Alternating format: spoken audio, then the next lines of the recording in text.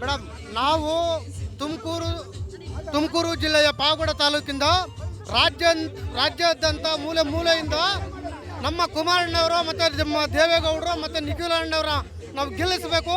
ಈ ಕರ್ನಾಟಕದ ಜನತೆ ಏನು ಭರವಸೆ ಕೊಟ್ಟು ನಮ್ಮ ಮುಂದಿನ ಮುಖ್ಯಮಂತ್ರಿಗಳು ನಮ್ಮ ಕುಮಾರಣ್ಣವ್ರು ಆಗಬೇಕು.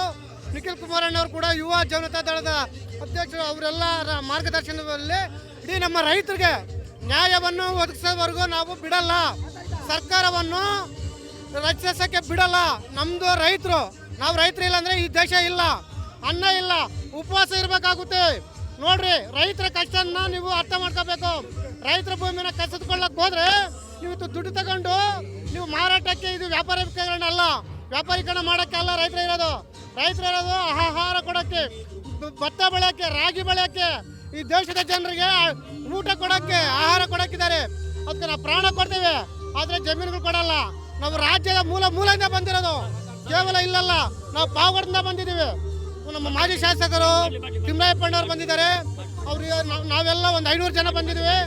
ನಾವು ಮೂಲೆಯಿಂದ ಬಂದಿದ್ದೀವಿ, ಒಬ್ಬರಲ್ಲ ಇಬ್ಬರಲ್ಲ, ಬರೀ ಕೇವಲ ಬಿಡದಿ ರೈತರಲ್ಲ, ರಾಜ್ಯಾದ್ಯಂತ ಮೂಲೆಯಿಂದ ಎಲ್ಲ ತಾಲೂಕುಗಳಿಂದ ನಾವೆಲ್ಲ ಕುಮಾರಣ್ಣವ್ರಿಗೆ, ನಿಖಿಲ್ ಕುಮಾರಸ್ವಾಮಿ ಅವರಿಗೆ, ದೇವೇಗೌಡರಿಗೆ ಬೆಂಬಲವನ್ನು ಕೊಡ್ತಾ ಇದ್ದೀವಿ. ನಾವೆಲ್ಲ 500 ಜನ ಬಂದಿದ್ದೀವಿ, ಇನ್ನೂ 100,000 ಜನ ಬರೋರಿದ್ದಾರೆ, ಬರ್ತಾರೆ ಮೇಡಮ್. ಇದು ಆಕ್ಚುಲಿ ಭ್ರಷ್ಟ ಸರ್ಕಾರ. ರೈತರ ಭೂಮಿಯನ್ನ ಕಬಳಿಸಿ ತನ್ನ ಸ್ವಾರ್ಥಕ್ಕೋಸ್ಕರ ಇವ್ರು ಏನಿವತ್ತು ಮಾಡ್ತಾ ಇದ್ದಾರೆ, ನಾಚಿಕೆ ಆಗ್ಬೇಕು ಇವ್ರಿಗೆ.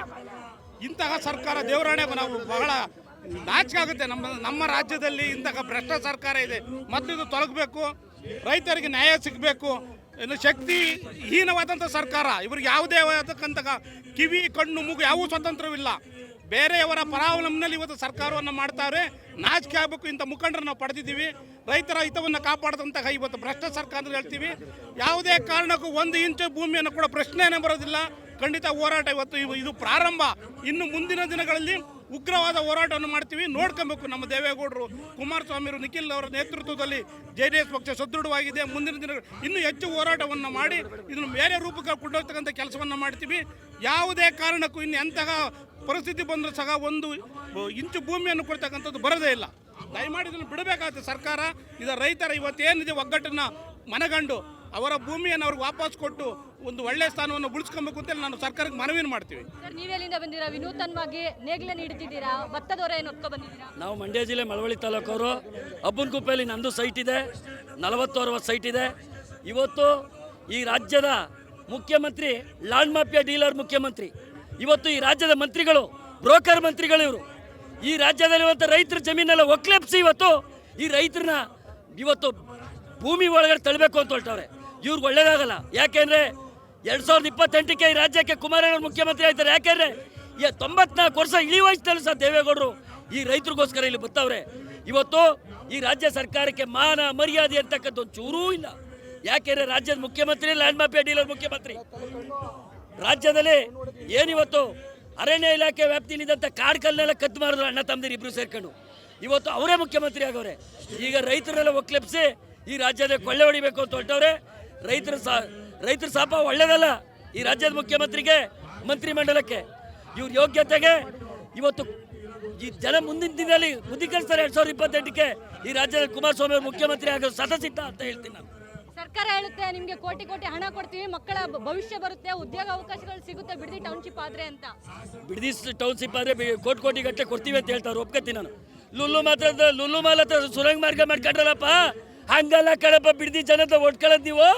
ಲುಲ್ಲು ಮಾಲ್ ಹತ್ರ ಸುರಂಗ ಮಾರ್ಗ ಮಾಡ್ಕೊಂಡಲ್ಲಪ್ಪ ರೋಡ್ ಒಳಗಡೆ. ಹಂಗಲ್ಲ ಬಿಡದಿ ಜನದ ಹೊಡೆಯೋದು ಕಷ್ಟ ಇದೆ. ರೈತರು ಮುಂದಿನ ದಿನದಲ್ಲಿ 2028ಕ್ಕೆ ಕುಮಾರಣ್ಣ ಮುಖ್ಯಮಂತ್ರಿ ಮಾಡ್ತಾರೆ. ನಿಮ್ಮ ಕಾಂಗ್ರೆಸ್ಗೆ ಬುದ್ಧಿ ಕಲಿಸ್ತಾರೆ ಅಂತೇಳಿ ನಾನು ಮಾತಾಡ್ತೀನಿ ಮೇಡಮ್. ಯಾವುದೇ ಕಾರಣಕ್ಕೂ ಭೂಮಿ, ಯಾವುದೇ 1 ಇಂಚು ಭೂಮಿ ಸಾವಿರ ಕೊಡಲ್ಲ. ನಾವು ಇವತ್ತು ಸೆಷನ್ ನಡೆಯೋಕ್ಕೆ ನಾವು ಯಾವುದೇ ಕಾರಣಕ್ಕೂ ಬಿಡಲ್ಲ. ವಿಧಾನಸೌಧ ಛಲ ಹಾಕಿ ಮುತ್ತಿಗೆ ಹಾಕ್ತೀವಿ ನಾವು. ಇವತ್ತು ನಮ್ಮ ದೇವೇಗೌಡ ಅಪ್ಪಾಜಿ ಬರ್ತಾ ಇದ್ದಾರೆ, 1 ಇಂಚು ನಾವು ಭೂಮಿ ಸಾವು ಕೊಡೋಕೆ ರೆಡಿ ಇಲ್ಲ. ನಾವು ಇವತ್ತು ಯಾವುದೇ ಕಾರಣಕ್ಕೂ ನಮ್ಮ 1 ಇಂಚು ಭೂಮಿ ಸಾವು ಕೊಡಲ್ಲ ನಾವು. ಹಾಗಾಗಿ ನಾವು ನೆಕ್ಸ್ಟ್ ಯಾವುದೇ ಇದು ಮಾತಾಡಿ. ಮಾನ್ಯ DK ಶಿವಕುಮಾರ್ ಅವರು ಒಂದು ಮೀಡಿಯಾದಲ್ಲಿ ಹೇಳ್ತಾರೆ, ನಾನು ಫಸ್ಟ್ ರೈತ ಅಂತ ಹೇಳ್ತಾರೆ. ಆ ರೈತ ಅನ್ನೋ ಪದಕ್ಕೆ ನಿಮ್ಮ ಹತ್ರ ಬೆಲೆ ಇದೆಯಾ ಕುಮಾರಣ್ಣ ಅವರೇ?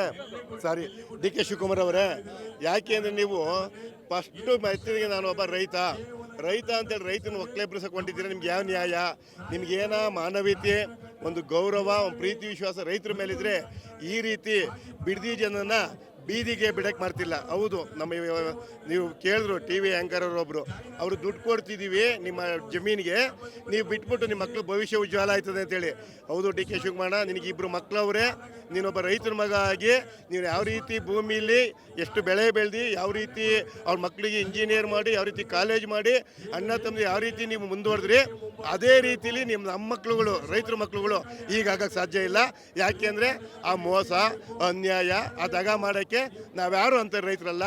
ನಾವೆಲ್ಲ ಮೂಲತಃ ರೈತರಾಗಿ ಭೂಮಿ ತಾಯಿ ನಂಬಿ, ಭೂಮಿ ತಾಯಿ ಇಡೀ ಬಿತ್ತಿ ಕಣ್ಗ ಬೆಳೆದು 4 ಜನ ಕಂಚಿ ಊಟ ಮಾಡೋಂಥ ರೈತರು. ನೀವು ನಿಮ್ಮ ಮಕ್ಕಳು ದುಡ್ಡು ಕೊಡ್ತೀವಿ, ನಿಮ್ಮ ಮಕ್ಕಳು ತಗೊಂಡು ಓದಿಸ್ಕೊಳ್ಳಿ. ಹೌದು, ನೀನು ಕೊಡೋ 2 ಕೋಟಿ ಇವತ್ತಿನ ಮಾಡಿರತಕ್ಕಂಥ KEB ಬಿಲ್ ಇರ್ಬೋದು, ವಾಟ್ರ್ ಬಿಲ್ ಇರ್ಬೋದು, ನೀ ಸೈಟ್ ವ್ಯಾಲ್ಯೂ ಇರ್ಬೋದು, ಮನಿ ವ್ಯಾಲ್ಯೂ ಇರ್ಬೋದು, 2 ವರ್ಷ ಬರೋಕ್ಕೆ ಬರೋಣ.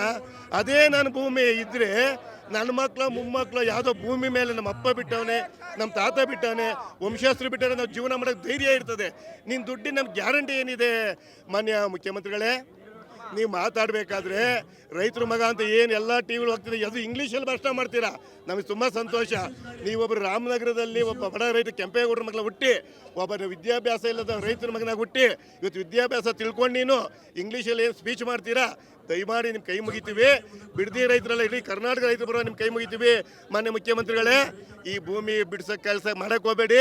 ನೀವು ಹೇಳ್ದಂಗೆ ಇಲ್ಲಿ ಯಾರು ನಾವು ಇಲ್ಲಿ ದುಡ್ಡು ಹಾಕ್ಬಿಟ್ಟು ಇದು ಮಾಡೋಕ್ಕೆ ಬಂದಿಲ್ಲ, ನಾವು ಬಿಸ್ನೆಸ್ ಮಾಡೋಕ್ಕೆ ಬಂದಿಲ್ಲ.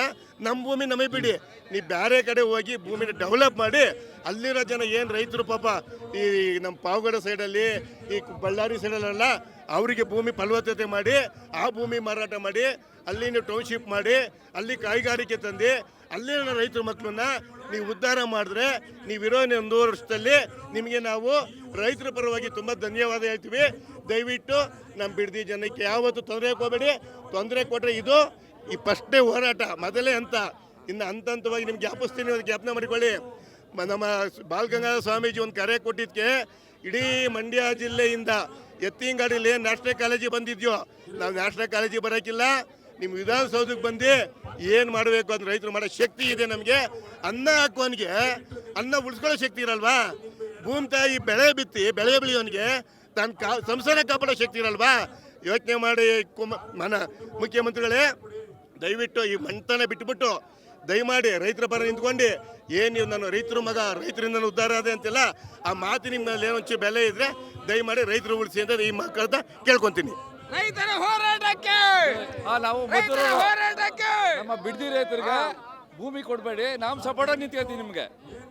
ಮುಖ್ಯಮಂತ್ರಿ ಅಲ್ಲಿ ಯಾರಲ್ಲಿ ಇವತ್ತು ನೀವು ಭೂಮಿ ಕೊಟ್ಬಿಡ್ತೀರಿ, ನಿಮ್ಗೆ ಯಾರು ನಮ್ಗೆ ಯಾರು ಅನ್ನ ಕೊಡೋರು?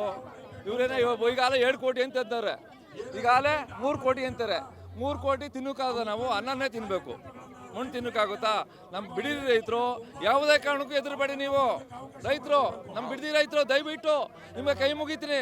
ನಾವು ಮಂಡ್ಯದವರು, ನಿಮ್ಗೆ ಸಪೋರ್ಟ್ ಮಾಡ್ತೀವಿ, ಆದಷ್ಟು ಸಪೋರ್ಟ್ ಮಾಡ್ತೀವಿ. ಎದುರು ಯಾರಿಗೂ ನಾವಿದ್ದೀವಿ, ನಿಮಗೆ ನಿಮ್ಮ ಸಪೋರ್ಟ್ಗೆ ನಾವು ನಿಂತಿದ್ದೀವಿ. ದಯವಿಟ್ಟು ಬಿಡದಿ ರೈತರು ಎದುರುಕೋಬೇಡಿ. ನಮ್ಮ DK ಶಿವಕುಮಾರ್ ಅಷ್ಟೇ, ಯಾರು ನಮ್ಮ ಮುಖ್ಯಮಂತ್ರಿಗಳು, ದಯವಿಟ್ಟು ನಮ್ಮ ರೈತರನ್ನ ಈ ಥರ ಮಾಡಬೇಡಿ. ಆಮೇಲೆ ಥ್ರೂಔಟ್ ಕರ್ನಾಟಕ ಎದುರಿಸ್ಬೇಕಾಯ್ತು. ನೀವು ನಮ್ಮ ಬಿಡದಿ ರೈತರನ್ನ ಸಿಟ್ ಮಾಡಬೇಡಿ, ಅವ್ರ ಭೂಮಿ ಅವ್ರಿಗೆ ಕೊಡಿ, ನೀವು ಮಾಡಬೇಡಿ. ಅವ್ರನ್ನ ನಮ್ಮ ಮಂಡ್ಯದವರಲ್ಲ, ಅವ್ರಿಗೆ ಸಪೋರ್ಟ್ ಮಾಡಿ ನಿಂತ್ಕೊಂಡು ನೀವು ಎದುರ್ಕೋಬೇಡಿ. ಬಿಡದಿ ರೈತರೇ ನಾವಿದ್ದೀವಿ ಮಂಡ್ಯದವರು, ದಯವಿಟ್ಟು ಎದುರ್ಕೊಳ್ಬೇಡಿ. ನೀವು ಇದು ಮಾಡಿ, ನೀವು ಸಹಕಾರ ಕೊಡ್ತೀವಿ ನಾವು ನಿಮಗೆ, ಆಯ್ತವಾ? ಇಷ್ಟು ಇಲ್ಲಿರ್ತಕ್ಕಂಥ ರೈತರ ಮಾತಾಗಿರುವಂಥದ್ದು. ಯಾವುದೇ ಕಾರಣಕ್ಕೂ ಕೂಡ ನಾವು ಬಿಡದಿ ಟೌನ್ಶಿಪ್ಗೆ ಭೂಮಿಯನ್ನು ಕೊಡಲ್ಲ ಅಂತ ಹೇಳಿ ಕೂಡ ಖಡಾಖಂಡಿತವಾಗಿಯೂ ಕೂಡ ಹೇಳ್ತಾ ಇರುವಂಥದ್ದು. ಕ್ಯಾಮರಾ ಪರ್ಸನ್ ಮಹೇಶ್ ಜೊತೆ ರೇಣುಕಾ, ಸ್ಪೀಡ್ ನ್ಯೂಸ್ ಕನ್ನಡ, ಬೆಂಗಳೂರು.